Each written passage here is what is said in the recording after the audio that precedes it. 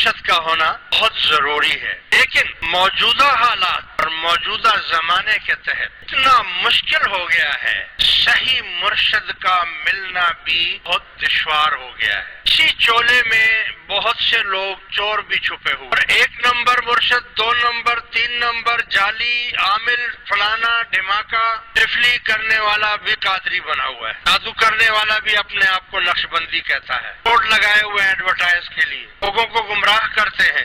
چولا انہوں نے سفید پہنا ہوا ہوتا ہے، سیدھے سادھے مسلمان کے چکر میں آ جاتے ہیں، شریعت کی وہ پابندی نہیں کرتے ہیں، نماز پڑھتے نہیں ہیں، سنت کی پیروی نہیں کرتے، کسی نے پورا سر منڈایا ہوا ہے، پوری داڑھی بھی منڈائی ہوئی ہے، بھویں بھی منڈائی ہوئی ہے، وہ پیر ہے، چرس پی رہا ہے، بھنگ پی رہا ہے، پیر ہے۔